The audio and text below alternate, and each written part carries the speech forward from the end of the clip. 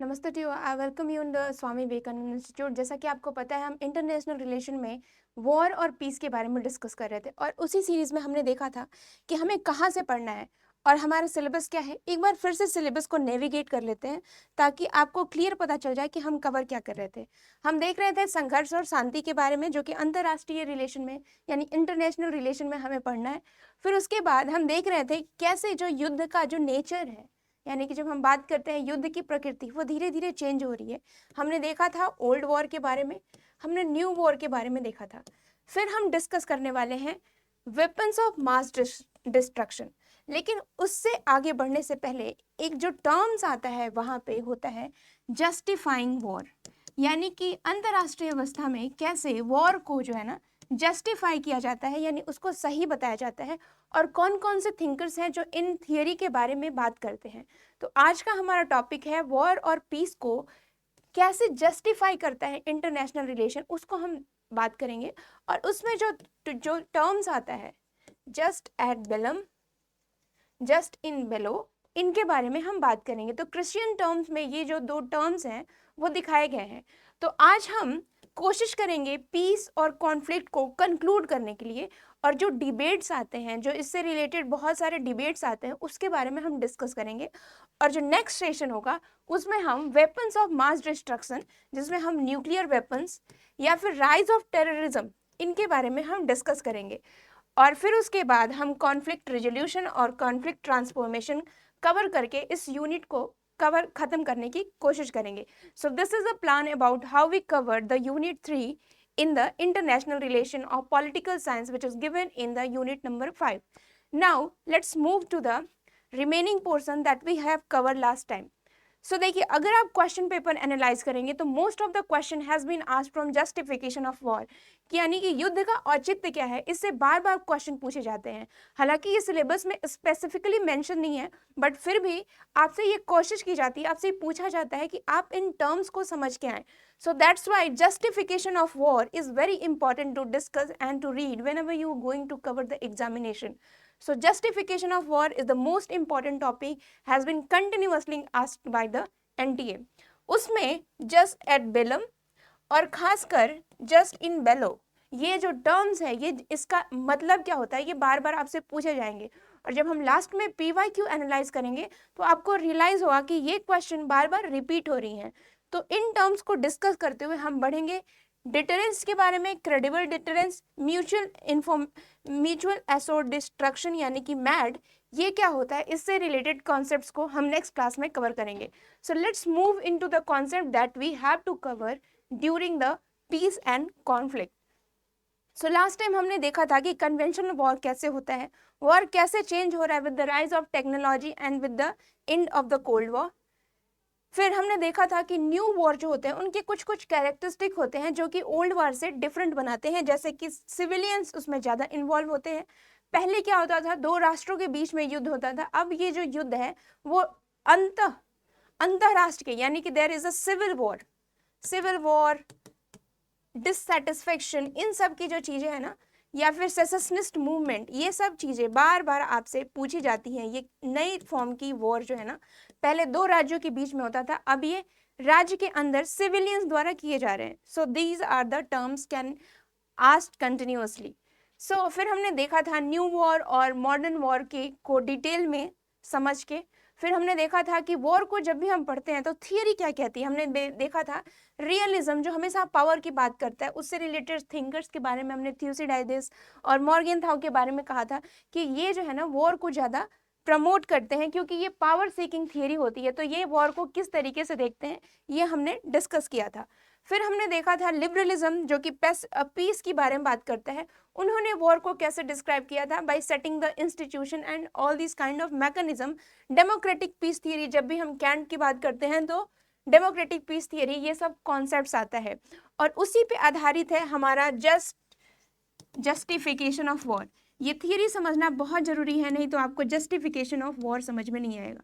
होता क्या है कि जब हम जस्टिफिकेशन ऑफ वॉर की बात करते हैं तो ये कहीं ना कहीं मिडिल ग्राउंड लाने की बात करते हैं, यानी कि जहाँ पे रियलिज्म हमेशा मिलिट्री की बात करता है और जहाँ पे लिबरलिज्म हमेशा पैसिफिज्म की बात करता है, यानी शांति कैसे लाई जा सकती है, इसके बीच में मध्यस्थता लाने की कोशिश जो करते हैं उसी को कहते हैं जस्टिफिकेशन ऑफ वॉर।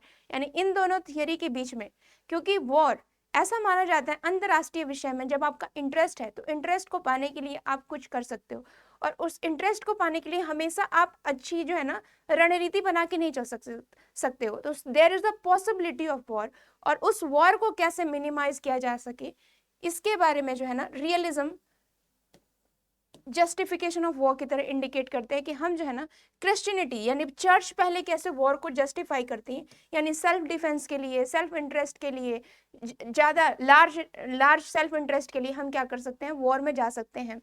बट यहाँ पे पैसिफिज्म कहता है, यानी कि जब लिबरलिज्म आता है तो वो कहता है ऐसा होता नहीं है कि कोई भी वॉर जो है ना जस्ट हो, कोई भी वॉर इथिकल हो, कोई भी वॉर मोरल हो, तो ये कंप्लीटली निगेट कर देते हैं और ये वॉर को क्या करते हैं, दे फेवर द वॉर। तो इनके बीच में जो है ना there is a coordination, there is a mediation, that justification of war बीच में आता है, और उसी को हम डिस्कस करेंगे कि जस्टिफिकेशन ऑफ वॉर क्या होता है और इसे कैसे न जस्टिफाई किया गया है कि आज के ज़माने में वॉर जो है वो कितना जस्टिफाइबल है, क्योंकि ये जो थियरी है ये बहुत पुरानी है, इट्स ओल्ड थियरी। और आज के ज़माने में हम ये देखेंगे क्या अभी भी वॉर, जिस तरह से आज मॉडर्न वॉर हो रहा है, जिस तरह से हमने न्यू वॉर को पढ़ा, can we say that the new kind of war that we are seeing today, जैसे आपने देखा बहुत सारे अटैक, वॉर ऑन टेरर, क्या is it justifying, can we justify it on the basis of the claim that is given by the justification of war? So ये जो debate है ना, इन डिबेट को समझना बहुत ही जरूरी है, और इसी वजह से मैंने आपको थियरी पढ़ाया कि जब भी आप थियरी पढ़ोगे तब आपको इन दोनों के बीच में जो सामंजस्य है वो समझने में मदद मिलेगा। So whenever we talking about justification of war, it try to accommodate the two theory, that is realism and liberalism, और उसको जस्टिफिकेशन ऑफ वॉर कहते हैं। और जस्टिफिकेशन ऑफ वॉर आज के ज़माने में कितना सही है इसको हम डिस्कस करेंगे in the end of the chapter. So now let's moving toward the topic. जब हमने थियरी पढ़ा था, हमने सोशल कंस्ट्रक्टिविज्म के बारे में पढ़ा कि ये जो सोशल कंस्ट्रक्टिविज्म कहते हैं ना, ये जो वॉर है, ये अनार्की है, ये सेल्फ इंटरेस्ट है, these are all constructed by the state based upon their interest. So कोई भी वॉर जो होता है, रियलिज्म ये कहते हैं बिकॉज इट इज़ अनार्कियल, यहाँ पे अराजकता है, तो हर स्टेट को अपनी सेल्फ इंटरेस्ट सर्वाइवल बनाने की जरूरत है, और इसी वजह से वो अनार्की को कहते हैं। Anarchy is what state make of it. Anarchy कुछ नहीं है, अनार्की वो है जो स्टेट खुद से रचता है और लोगों को दिखाता है कि this is my self interest. So it is all about the construction, how we construct the thing, और यही बात जो है ना कंस्ट्रक्टिविज्म कहता है। जब हम क्रिटिकल थियरी के बारे में आते हैं तो क्रिटिकल थियरी कहता है कि वॉर जो होता है ना हमेशा कैपिटलिस्ट के इंटरेस्ट को फुलफिल करता है, और war is for the capitalist interest. लेकिन सोशलिज्म कहता है कि सोशलिज्म से हम क्या कर सकते हैं, पीस ला सकते हैं। But remember what marks has said, marks ने कहा था कि जब आप सोशलिज्म को लाने की कोशिश करोगे तो there is a need to violence, यानी कि तरीका जो है आपको वायलेंस का लेना पड़ेगा। तो यहाँ पे भी जो है ना वायलेंस जो है ना आ जाता है, और फिर उसके बाद हम बढ़ते हैं फेमिनिज्म की तरफ। फेमिनिज्म कहती है कि हमें वॉर को कैसे मिनिमाइज करना चाहिए, हम ना जेंडर पर्सपेक्टिव लाए वॉर को समझने के लिए, यानी कि जब भी हम डिसीजन लेते हैं इंटरनेशनल रिलेशन में, most of the decision is taken by the leader who has the male centric view. So why not bringing the women in the decision making process? But considering that, do you think that whatever the decision has taken by the women is always peaceful? Think about the Indira Gandhi, all the decision, most of the women, जरूरी नहीं है कि जितने भी women होती हैं वो सब शांतिपूर्ण निर्णय ही लेती हैं, बहुत सारे निर्णय ऐसे वुमेन द्वारा लिए गए जो कि अशांति का कारण बड़ी। So women is not always peaceful, and even man can not also claim that they are always violent. So on the basis of that, masculine idea of war को हम लोग क्या करना है, निगेट करना है, उसके जगह पे फीमेल को भी डिसीजन मेकिंग में लाना है। इससे हो सकता है ना कि वॉर की जो पर्सपेक्टिव है, जो देखने का नजरिया है वॉर को, वो थोड़ा चेंज हो। ये सब जो है ना डिबेट है थियरी के अनुसार। अब चलिए हम बात करते हैं जो कि हमारा मेन टॉपिक है, बट उससे पहले ये जानना बहुत जरूरी है कि थिंकर्स कौन है। अंतर्राष्ट्रीय व्यवस्था में जब भी हम बात करते हैं इम्पॉर्टेंस थिंकर्स की, क्योंकि थिंकर्स और उनके बुक्स और उनके कॉन्सेप्ट जो है ना बहुत इंपॉर्टेंट है। एक तो आपको देखने को मिल जाएंगे Sun Tzu. Sun Tzu is the very important thinker जिन्होंने ऑन वॉर, ठीक है, कौटिल्य, कौटिल्य, चाणक्य, ठीक है, Machiavelli. So these are the realist thinker जिन्होंने वॉर को ना अपने शब्दों में बताया कि कैसे सेल्फ इंटरेस्ट के लिए कोई भी स्टेट जो है ना वो वॉर में जाता है। सुंजू हो गए, कौटिल्य हो गए, मैकियावेली हो गए, इनका जो देखने का नजरिया है वो अनोखा है, ठीक है। उन्होंने ट्रेडिशनल वे से जो है ना वॉर को दिखाया है कि स्टेट क्या कर सकता है अपने सेल्फ इंटरेस्ट को पूरा करने के लिए, एक लार्जर गुड के लिए स्टेट को वॉर में जाना, दैट इज गुड, ठीक है। क्लॉज़विट्ज़ एक इंपॉर्टेंट थिंकर, जब भी आप सिक्योरिटी स्टडी पढ़ोगे तो क्लॉज़विट्ज़ का नाम आपको बार बार आएगा। क्लॉज़विट्ज़ ने एक बुक लिखी ऑन वॉर, और उन्होंने कहा कि वॉर जो है ना, वॉर को हमें ऑब्जेक्टिवली देखना है, जो कि उनका क्रिटिसिज्म भी है, हम उनको कभी कभी क्रिटिसाइज भी करते हैं, क्योंकि वॉर को उन्होंने ऑब्जेक्टिवली देखा है, ठीक है, यानी कि वस्तुनिष्ठ तरीके से। देखिए, वॉर में बहुत सारी ऐसी चीजें होती है ना जो कि अगर मान लीजिए कि बहुत सारे लोगों की जान गई, किसी की जो है ना बहुत सारे सिविलियंस की मौत हो गई, तो क्रिटिकल थियरी यही कहता है, क्रिटिकल थियरी कहता है कि वॉर को हमें सब्जेक्टिव देखना है, यानी कि व्यक्तिनिष्ठ, हर व्यक्ति की जो है ना वॉर का देखने का अलग नजरिया होना चाहिए। फेमिनिज्म का अलग नजरिया है वॉर को समझने का, और भी जितने भी थिंकर है ना उन्होंने सब्जेक्टिव नॉलेज ऑफ वॉर के बारे में बात की है। But when we talk about thinkers like Clausewitz, realist thinker, उन्होंने वॉर को ऑब्जेक्टिवली डिफाइन किया है, और यही जो है ना यही क्रिटिसिज्म का रीजन बनता है। War is a continuation of politics by other means. देखिए, ये भी बहुत इंपॉर्टेंट चीज है। उन्होंने क्या किया है, वॉर को नॉर्मलाइज किया है कि भाई वॉर कोई बहुत बड़ा इवेंट नहीं है, it's a day to day event. But क्या होता है ना कि जब आप पॉलिटिक्स करते हो, politics is what, politics is a day to day event जहाँ पे आप अपने पावर को एक्सरसाइज करते हो। उन्होंने कहा वॉर भी एक क्या है, इसका एक एक्सटेंडेड फॉर्म है, इसका एक जो है ना एक वृहद रूप है, ठीक है। तो उन्होंने क्या किया है, वॉर को जस्टिफाई किया है, ठीक है। और इसी वजह से इस थियरी को ना क्या किया गया है, क्लॉज़विट्ज़ या फिर रियलिज्म थियरी को कहा गया है कि these are the normalisation of war, यानी कि लोगों की जान जा रही है, इतने सारे खून खराबे हो रहे हैं, it means what are doing, you are just normalising, या इट्स गुड, आई मीन आप अपने इंटरेस्ट के लिए कर रहे हो। तो ये जो नॉर्मलाइजेशन ऑफ वॉर है, ठीक है ना, आप जो है ना वॉर की निरंतरता कह रहे हैं, युद्ध अन्य तरीकों से राजनीति की निरंतरता है, इससे क्या हो समझ में आ रहा है, इट मीन्स कि आप जो है ना वॉर को नॉर्मलाइज कर रहे हो, आप युद्ध को सामान्य रूप से, जैसे डे टू डे लाइफ में आप जो है ना हर चीजें दैनिक जीवन में हर काम करते हो, इट मीन्स आप वॉर को भी वैसे प्रमोट कर रहे हो। Is it good? No, not good, because so many peoples are dying in this war, and so many, जिसको कहते हैं ना casualty is happening, so many losses of the life, so many property has been taken off, so these are not goods and that cannot be normalized, ठीक है। और उसके बाद आप खुद देखो, वॉर के बाद जो होता है ना PTSD, post traumatic stress disorder, बहुत सारे लोग क्या होते हैं वॉर के बाद जो है ना उसी स्टेट में रहते हैं, वो भी it's not a normalising event, ठीक है। तो वॉर को नॉर्मलाइज करना, ऑब्जेक्टिव तरीके से देखना, it's a not a good way, and that's why the traditional understanding of the theory of the war has been criticized, and that's why Clausewitz theory is considered as it's a too realistic and it's a normalizing the concepts of the war. So उन्होंने कहा, उन्होंने war को एक traditional way में देखा, पारंपरिक रूप में उसको एनालाइज किया। उन्होंने कहा कि वॉर क्या है, ऑब्जेक्टिव इन नेचर है, यहाँ पे आर्मी ऑर्गेनाइज्ड होते हैं, इंटर स्टेट वॉर, इस तरीके के वॉर के बारे में बात की। रिमेंबर, हमने न्यू वॉर पढ़ लिया है, और न्यू वॉर में हमने क्या देखा कि ऑर्गेनाइज्ड आर्मी की जगह पे वहां पे सिविलियन का इन्वॉल्वमेंट हो रहा है। हमने न्यू वॉर के बारे में डिस्कस किया, जहां पे हमने देखा कि civilians are now involving in the war, so it is not no longer restricted to the military. आज अब वॉर के बाद बात करें, for example think about the Russian Ukraine war, you will see that how many children has been taken out from their home, how many people have become homeless, so many drones are landed on the people's houses, so these are not restricted to the military ground, एक common ground नहीं है जहाँ पे ये सब destruction हो रही है, the people and the civilians are as well as involved in that, and that's why we discuss about the total war. Total war में हमने देखा कि सारे जो रिसोर्सेज होते हैं, ह्यूमन रिसोर्सेज, कैपिटल, जितने भी रिसोर्सेज होते हैं स्टेट के पास, that will mobilise in the war, and that's why we criticise the traditional war. Now moving to that, traditional war को जब इन्होंने डिस्क्राइब किया तो हमने देखा कि now the nature of the war has been changing, so this theory is now outdated. We can't say outdated, it's a way to understand theory, but it is not valid to understand the current war that is going on today.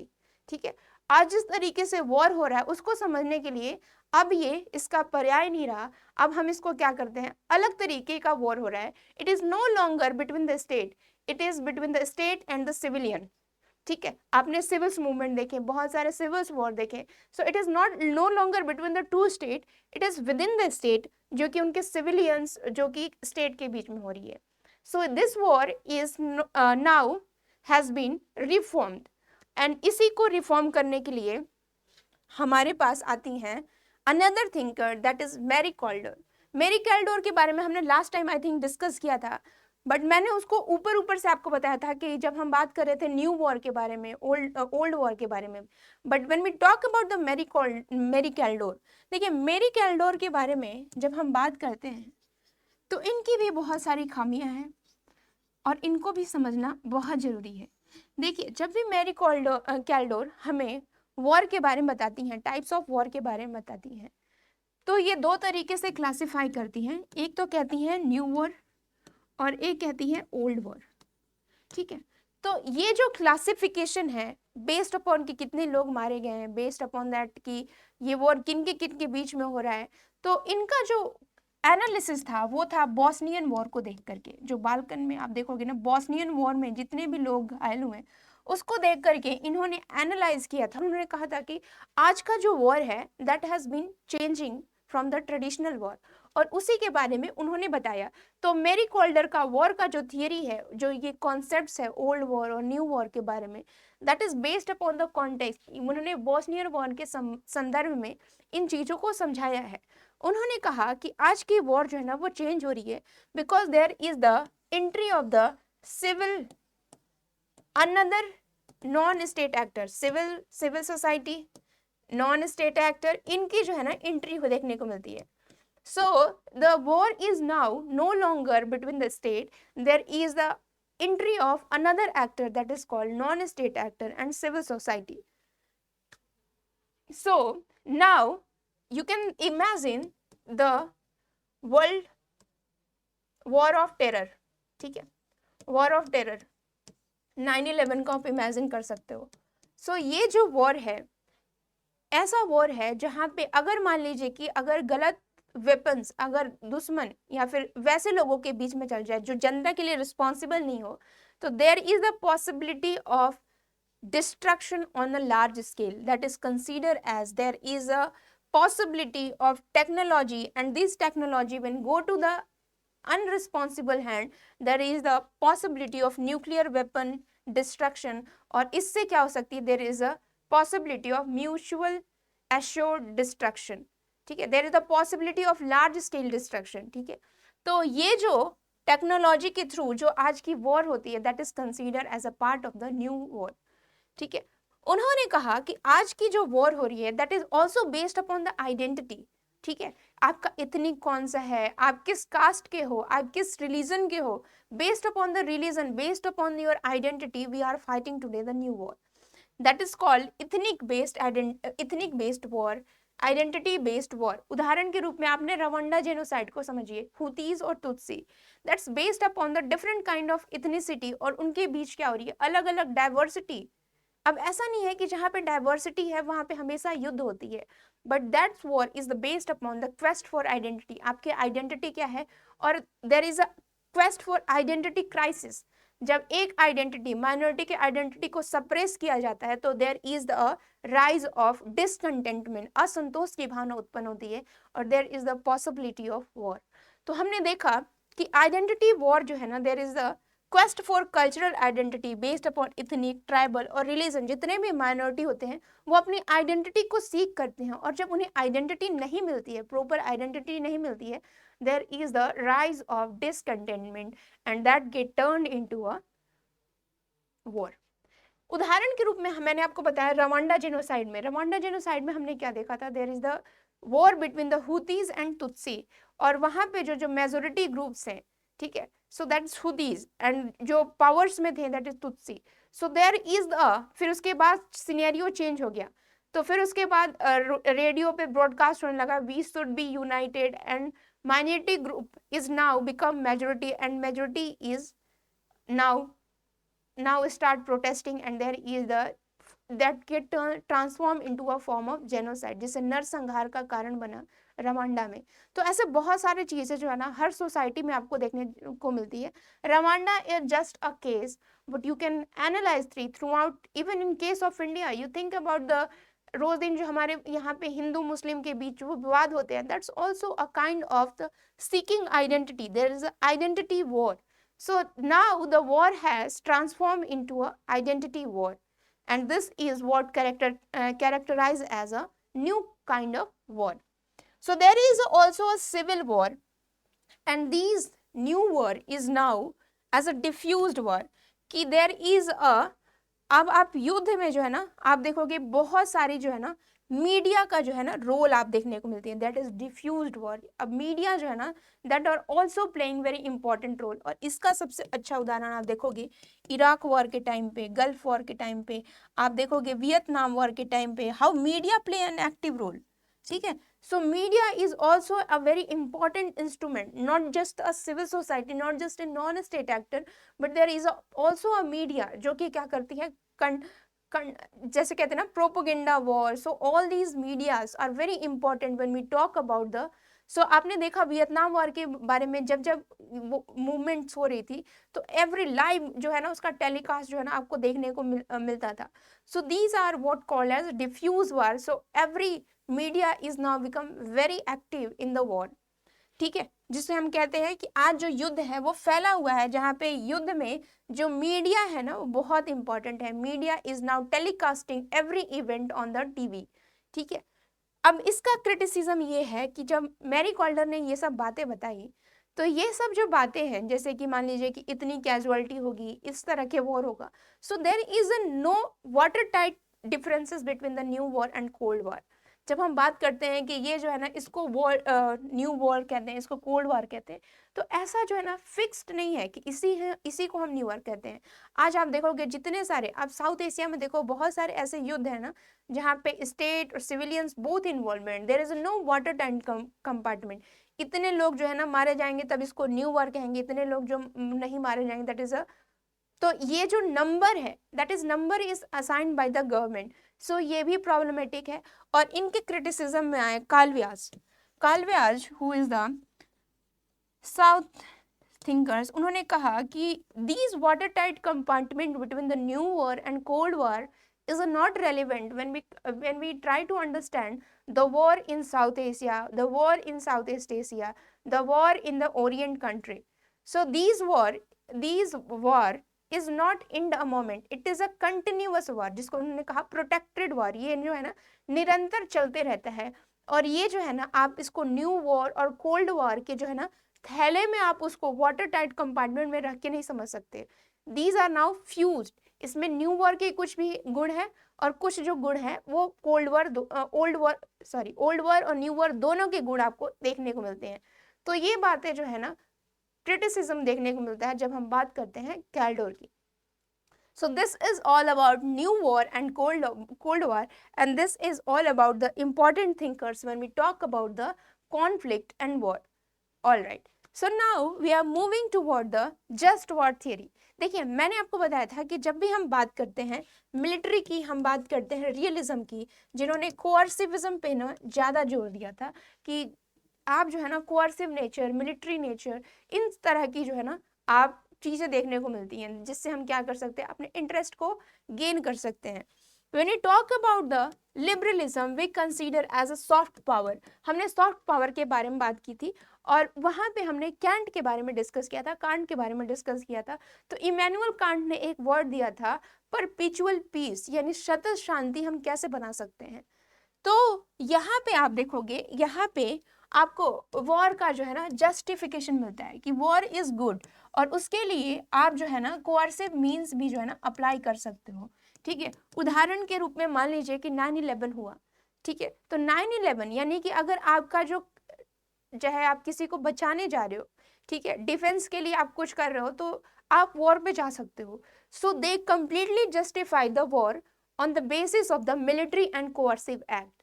But when we talk about the liberalism, they completely deny this fact. उन्होंने कहा कि war कभी moral हो नहीं सकता, war का कोई justification हो नहीं सकता। वॉर इज, क्योंकि हर किसी का जस्टिफाई करने का अलग तरीका होता है। सो उन्होंने वॉर को कंप्लीटली जो है ना नकार दिया कि वॉर कभी जस्टिफाइबल हो ही नहीं सकता। और इन दोनों के बीच में जो मध्यस्थता बनाने के लिए आप देखो जस्ट वॉर थियरी का कॉन्सेप्ट आया। So when we talk about the real politic जहाँ पे मिलिटरिज्म एंड कोअर्सिव चीज़ों की बात हो जाती है, वहाँ पे हम देखते हैं ना। और फिर उसके बाद आता है पैसिफिज्म, लिबरलिज्म, तो वहाँ पे मिडिल ग्राउंड की तरह काम करता है ये just war theory.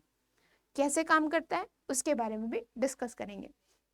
So it is a middle ground between the coercive force यानी रियलिज्म एंड पैसिफिज्म।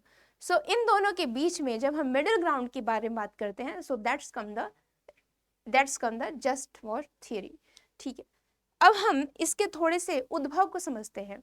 तो जस्ट वॉर थियरी के जब हम उद्भव को समझेंगे तो सबसे इंपॉर्टेंट क्वेश्चन आता है, can the war be just? क्या जो वॉर है उसको हम कभी जस्टिफाई कर सकते हैं? क्या जो आपने वर्ल्ड वॉर 1, वर्ल्ड वॉर 2 देखा, तो क्या आपको लगता है it is just, it is a moral? What do you think about that?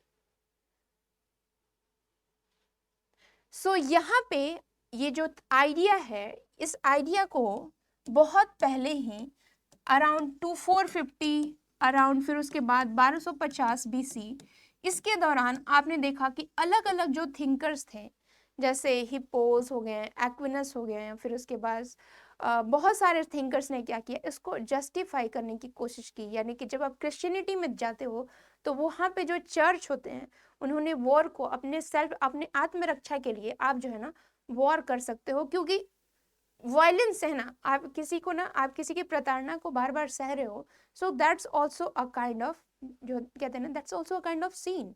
सो उन्होंने कहा कि आप अपनी रक्षा के लिए आप हथियार तो उठा सकते हो, ठीक है। देखिए सिखिज्म में भी ये आपको देखने को मिलता है। So self defence is the valid reason to go for a war. और यहाँ पे उन्होंने जस्ट वॉर थियरी इसी संदर्भ में आता है कि war can be ethical and moral. Saint Augustine की ये जो आइडिया थी, saint Augustine Hippo, he is the clergy in a church, और उन्होंने सबसे पहले इस आइडिया को डेवलप किया।